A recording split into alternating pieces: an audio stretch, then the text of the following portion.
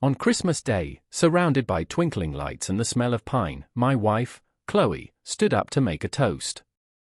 She raised her glass, looked me dead in the eye, and handed me a thick manila envelope. Inside were divorce papers. And then, as if on cue, her entire family, her mother, her father, her cousins, and especially her influencer brother, Leo, erupted in cheers and applause. I simply nodded, said I understand, and walked out of the house. The next morning, I made a single phone call to my bank. By lunchtime, the luxury car my wife drove was being towed from the driveway, her credit cards were useless pieces of plastic, and her brother, the self-proclaimed lifestyle guru, received an eviction notice for his high-rise apartment. They wanted me out of their lives, and I decided to grant their wish in the most complete and thorough way imaginable. This isn't a story about revenge, it's a story about consequences. It's about what happens when people forget that the quiet, stable foundation they mock is the only thing holding up the ridiculous, flimsy tent they call a life. And I was about to give them a masterclass in structural integrity, or rather, the lack thereof. The silence that followed my departure from that Christmas party was, I imagine, triumphant for them. For me, it was the sound of a very long, very complicated project finally reaching its demolition phase. Our story didn't begin with such drama. It began, like most, with promise. I met Chloe in college. I was studying architecture, a field of logic, structure, and long-term planning. She was studying art history, a field of passion, beauty, and interpretation. We were a classic case of opposites attract. I was grounded, she was a dreamer. I loved her for it. I loved her spirit, her ability to see beauty in things I considered mundane. After we graduated, I got a job with a prestigious firm. The hours were long, but the pay was steady and grew impressively year over year. I was good at my job. I built things that were meant to last. Chloe, on the other hand, drifted. She tried painting, then pottery, then freelance graphic design. Nothing ever quite stuck, not because she lacked talent, but because she lacked the patience for the slow, unglamorous build. She wanted the finished gallery, not the 1,000 hours of solitary work in a messy studio. I never pushed her. I was happy to provide a stable base from which she could launch her creative excursions. Just find what makes you happy, I'd always say, and I meant it. We bought a beautiful house in a nice suburb, or rather, I bought a house, with a mortgage based solely on my income and a down payment from my own savings. But it was our house. I filled it with solid, dependable furniture. She filled it with art and color. For a while, it worked. I was the foundation, she was the beautiful facade. I never asked for thanks or recognition. Seeing her happy was, I thought, enough. I paid the bills, managed the investments, and planned for our future. She managed our social life, which increasingly revolved around her family. Her parents, nice enough people, were always in a state of mild financial peril. Her father's business had never fully recovered from the 2008 recession, and her mother was a perennial optimist with a taste for things just beyond their reach. Slowly, without any formal discussion, I became their safety net. I'd loan for a new boiler here, a quiet covering of a credit card bill there. Chloe would mention a problem, I would solve it. It was what a husband, a son-in-law, did. Or so I told myself. I was building a support structure not just for my wife, but for her entire family, and I was so focused on the technical plans that I never stopped to question the integrity of the people I was building it for. The catalyst for our collapse had a name, Leo. Chloe's younger brother. For most of his 20s, Leo was a textbook failure to launch. He lived in their parents' basement, bouncing between part-time jobs and grand, unworkable business ideas. Then, about 3 years ago, he discovered social media. He bleached his hair, got some tattoos, and rebranded himself as Leo the Lion, a lifestyle coach and motivational influencer.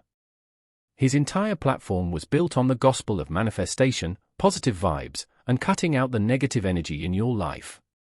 His Instagram was a curated fantasy of expensive meals, designer clothes, and exotic travel. He talked a big game about financial freedom and being your own boss, posting selfies in a gleaming white Maserati and from the balcony of a swanky downtown apartment. Chloe was his biggest fan. She adored his new persona. She saw him as a visionary, a testament to the power of self-belief. I saw something else. I saw the receipts. Because I was the one quietly subsidizing the fantasy. The swanky apartment? I co-signed the lease and paid his security deposit. When he was short on rent, which was every single month, Chloe would come to me with a story about Leo needing a temporary business loan, and I, not wanting to cause a fight or dim Chloe's adoration for her brother, would transfer the money. The Maserati? It was a 3-day rental for a photo shoot. The designer clothes? Bought on credit cards that I ended up paying off to stop the collection calls to his parents. I was the silent, uncredited executive producer of the Leo the Lion show. The irony was suffocating. He'd post videos about escaping the 9-to-5 grind and ditching the boring providers for passionate creators, all while being funded by me, a man who very much lived in that 9-to-5 grind. The more popular he got, the more Chloe's perspective shifted. My stability, once a source of security for her, was now reframed as a cage. My practicality was negative energy and my financial planning was a scarcity mindset. Leo was constantly in her ear, telling her she was a vibrant, creative soul being stifled by a boring, conventional husband. He wasn't just building his brand, he was actively poisoning my marriage, using my own money as the toxin. He made her feel that my support was a form of control, and that true freedom lay in embracing his flashy, debt-fueled lifestyle. Christmas Day was the grand finale of Leo's production. We were at her parents' house, the one with the new boiler I'd paid for and the mortgage I was secretly helping them cover. The whole extended family was there. Leo, of course, was holding court, regaling everyone with tales of his latest collaboration and how he was scaling his brand. He'd given everyone ostentatiously expensive gifts, which I knew were sitting on a maxed-out credit card I'd be paying off in January. I, as usual, had given practical, thoughtful gifts, a new set of professional knives for her father who loved to cook, a spa package for her mother, a first-edition book for Chloe from her favorite author. My gifts were received with polite, almost dismissive, thanks. Then came the toast. Chloe stood up, her face flush with a kind of feverish excitement I hadn't seen in years. Leo stood beside her, a smug, proprietary arm around her shoulder. I have an announcement, she began, her voice ringing with rehearsed confidence. For a long time, I felt stuck. I felt like I'm living someone else's life, a small, safe life that isn't true to my spirit. She glanced at me, a flicker of something, pity, maybe, in her eyes. Leo has helped me see that. He's shown me what it means to live authentically and to chase your dreams without apology. You can't soar when you're anchored to the ground. My stomach tightened. I knew where this was going. So, she continued, pulling the manila envelope from the gift table, I'm choosing to soar. She walked over to me, the entire room silent, watching. She didn't hand me the envelope, she placed it on the table in front of me, like a final judgment. It's a divorce, she said, just loud enough for everyone to hear. I want to be free. To live a big, vibrant life. And then it happened. The sound I will never forget. Not a gasp of shock. Not a murmur of concern. Her father started it, a slow, deliberate clap. Then her mother joined in. And then Leo, beaming, yelled, "That's my sister. Finally free." And the whole room, cousins and aunts and uncles, erupted into applause. They were cheering for the end of my marriage. They were celebrating my public humiliation. I looked from face to face, these people whose lives I had quietly, consistently made easier. I saw nothing but glee. I felt a strange calm settle over me. There was no anger, no sorrow. It was the cold, clean clarity of a final architectural drawing. The plan was complete. The structure was condemned. I looked at Chloe. I looked at the papers. I pushed my chair back, stood up, and looked around the room. I gave them a small, tight nod. I understand, I said. My voice was even, devoid of any emotion. Then I turned and walked out the door, leaving them to their celebration. The drive home was silent. I didn't turn on the radio. I didn't call anyone. I just drove through the quiet Christmas night, the cheering of Chloe's family still echoing in my ears. It wasn't a sound of betrayal anymore, it was the sound of a starting gun. I got home to my quiet, empty house. I sat in my study, the one place that was more me than her, and I did nothing. I let the reality of the situation settle, not as an emotional blow, but as a series of logistical problems to be solved. They wanted me gone. They celebrated my removal. Very well. I would be surgically precise in my departure. December 26th is Boxing Day in some countries. For me, it became accounting day. I woke up early, made a pot of strong black coffee, and opened my laptop. The first call was to the central customer service line for my bank, which managed my primary checking account, our joint savings, and all our credit cards. "Good morning," I said to the representative.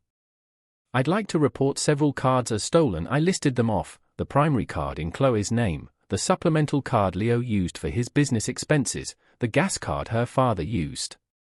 "I want them cancelled immediately." "Not replaced," the representative confirmed. "Done." Next, I transferred 95% of the funds from our joint savings account, which had been funded 100% by my direct deposits, into a new account under my sole name. The small amount I left was a gesture, a buffer I knew would be gone in a day. Step 2, the lawyer. I had a lawyer on retainer for my architectural business. I called his emergency line. "Mark," I said, "my wife served me divorce papers yesterday. I need you to file a response immediately. But more pressingly, I need you to draft letters of notice." I explained the situation with the house, the cars, and the various financial entanglements. "I want to formally notify all parties that as of today, my financial support has ceased. Everything is in my name, Mark. The mortgage, the leases, everything." He whistled softly. "Consider it done, my friend. We'll get everything in motion." Step 3, the vehicles. The gleaming white luxury SUV Chloe drove was a lease. A very expensive lease, in my name. I called the dealership's financing department. "I'd like to terminate my lease early," I said. "I understand there's a penalty. I'll pay it. I'll have my lawyer send over the paperwork. Please arrange to have the vehicle collected today." Then I did the same for the sporty little convertible I'd leased for her on her last birthday. I even called the company that had rented the Maserati to Leo and informed them that the credit card on file for any damages was now cancelled. My final act of the morning was to log into the online portal for her parents' mortgage company. For the last 18 months, I had been making an extra payment of $2,000 directly to the principal, a fact I had never mentioned to anyone. I simply cancelled the automatic payment. I didn't stop my own mortgage payment. I didn't sell our assets out of spite. I did nothing vindictive. I just stopped. I stopped holding everything up. I had built their entire world on a foundation of my own making, and I just quietly, calmly, walked away and took my tools with me. The first call came at 12:45 p.m. It was Chloe. I was sitting at my kitchen island, eating a sandwich and reviewing blueprints for a new commercial project. I let it ring 3 times before answering. "Hello?" I said, my voice neutral. "What did you do?" she shrieked. There was no greeting, no preamble. Just raw, undiluted panic. "I'm at the mall trying to return some of Leo's ridiculous gifts and my card was declined. All of them." The sales clerk cut it in half. In front of everyone. "What did you do?" I took a calm bite of my sandwich. "I cancelled the cards, Chloe," I said simply. "Our accounts have been compromised." There was a sputtering on the other end. "Compromised? What are you talking about? Compromised by who?" I could almost hear the gears grinding in her head, failing to connect the dots. I believe they were compromised by a family of ungrateful dependents who confused a provider with a limitless ATM, I wanted to say. But I didn't. That would come later. For now, simplicity was key. I'm not sure, I said, feigning concern. I just got a security alert and had to shut everything down. It's for our protection, she screeched, her voice rising in pitch. I'm stranded at the mall with no money. How am I supposed to get home? I considered the question for a moment. I suppose you could call your brother, I suggested. The self-made man of action. Maybe he can send his Maserati for you. There was a beat of stunned silence. The sarcasm, so unlike me, had landed. What is wrong with you? She finally stammered. You're being cruel. No, Chloe, I replied, my voice still perfectly level. I'm being gone. It's what you wanted. You wanted to be free of me. Well, you are now free of my credit cards. You are free of my bank accounts. This is the freedom you and your family were cheering for yesterday. Congratulations. I didn't wait for a response. I hung up. I knew this was just the first tremor. The main earthquake was yet to come. I finished my sandwich, made a few notes on the blueprints, and waited. The quiet in the house was no longer empty, it was peaceful. It was the sound of my life returning to my own control. For the first time in a long time, the only person I had to worry about was myself, and it felt like breathing again after being held underwater for a decade. The next phase of their awakening wouldn't take long at all. The second call, 2 hours later, was from Leo. This one I almost enjoyed. His tone wasn't panicked, it was indignant, the outrage of a king whose subjects had inexplicably failed to pay tribute. Bro, he started, the word dripping with condescension. What's the deal? My landlord just called me. Said the rent check bounced. And some tow truck just hauled my Maserati away. Said the rental company put out a repo order. You need to fix this. Now I leaned back in my chair. First, Leo, I said, don't call me bro. We are not, nor have we ever been, brothers.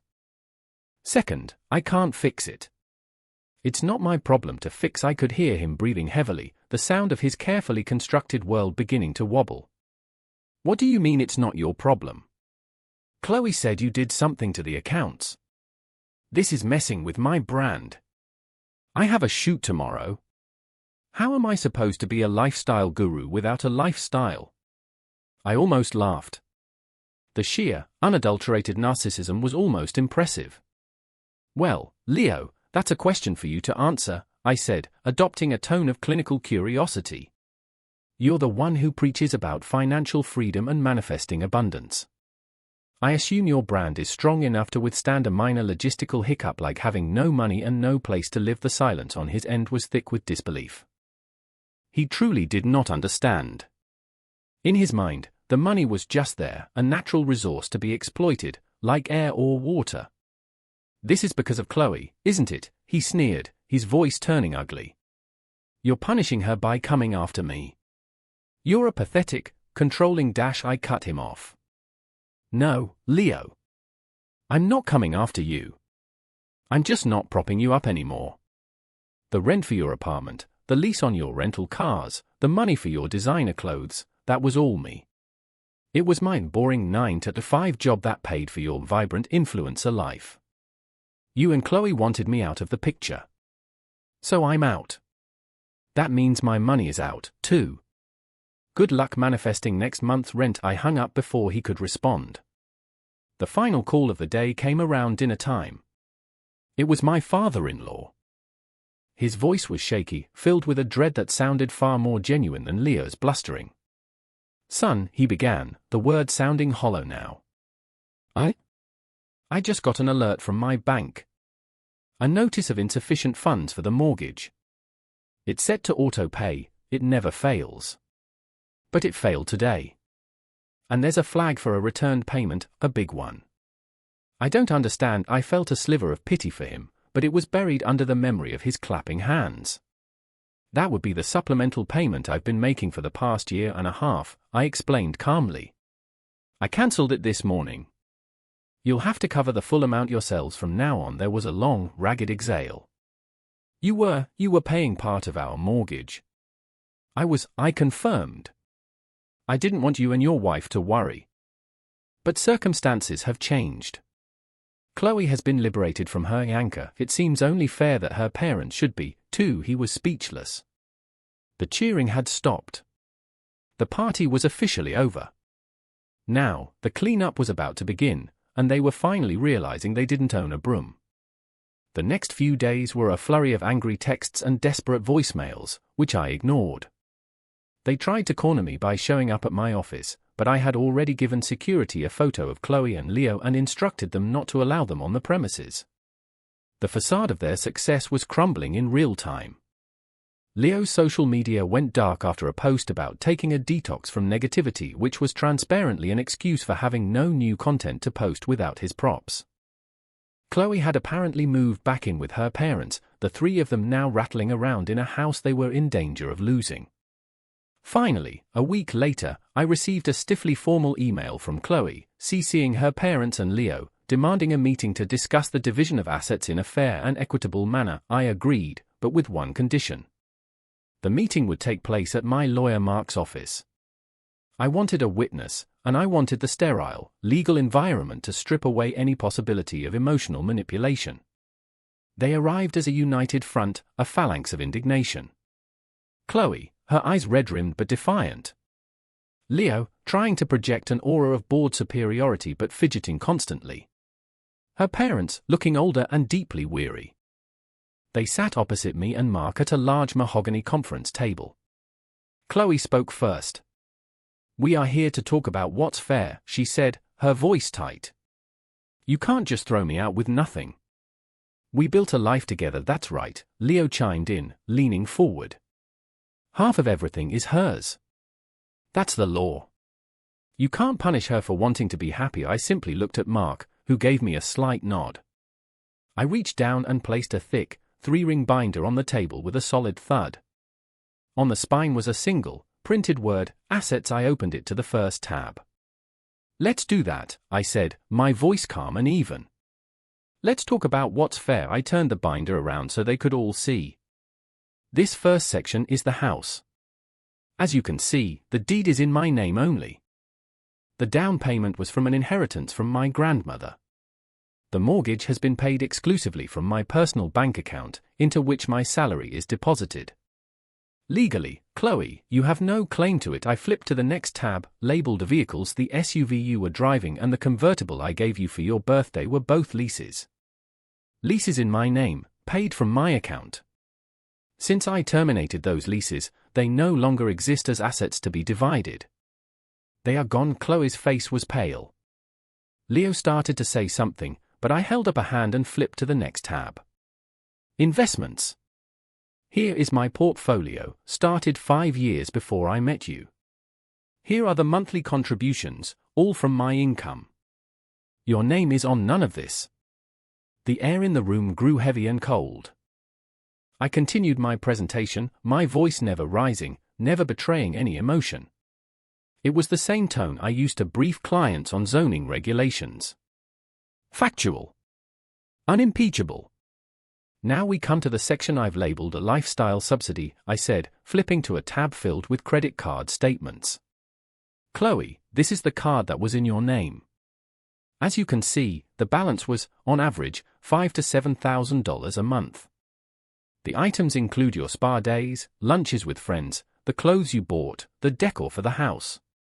And here are the payments, made in full each month, from my account. I then turned to a new set of statements. And this is your card. Leo flinched as if I'd struck him. Here are the charges for your apartment's high-end furniture. Your subscription boxes. The $1,000 sneakers you love so much. And the cash advances. So many cash advances. And here, I pointed to the bottom of the page, is the payment in full, every month. From me I slid a separate folder across the table toward my father-in-law. And this is for you, I said gently. These are the records of the electronic funds transfers I made to your mortgage company for the last 18 months. A total of $36,000. My father-in-law opened the folder and stared at the top page, his face crumbling. His wife, my mother-in-law, began to cry softly. Finally, I turned back to Chloe. You stood up on Christmas Day and said I was an anchor holding you back from a big, vibrant life.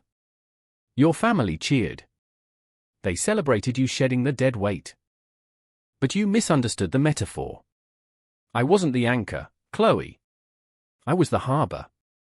I was the safe port you sailed out of every day, confident that you'd have a place to return to when the seas got rough.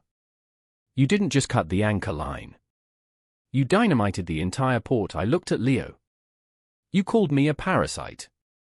You built a brand on the idea of being a self-made man, all while I was bankrolling your entire existence. The only parasite I see in this room is the one who lived a fantasy life off his sister's husband's hard work. I leaned back in my chair, the presentation complete. So, yes, let's talk about a fair and equitable division of assets. You are all free of me now. Which means you are free of my income. The divorce papers you served me are quite generous, to you. This is my counteroffer. Mark slid a single sheet of paper across the table. I will not ask for the money back that I spent on you or your family. Consider it a final gift. I will keep the house and all assets in my name. Chloe will leave with the personal belongings she brought into the marriage. That's it. That is the deal. It is non-negotiable. The aftermath was exactly what you'd expect. There was no more fight in them. The hard, undeniable truth of the numbers in that binder had vaporized their righteous anger, leaving behind only the cold, wet ash of reality. Chloe, through her lawyer, accepted my terms without argument. There was nothing to contest. Leo's Leo the Lion brand imploded spectacularly. Without the flashy apartment and rented cars, his content dried up. Rumors started to spread online, fueled by whispers from disgruntled clients he had coached with his fraudulent wisdom. He was exposed as a fake, a cautionary tale in the influencer community.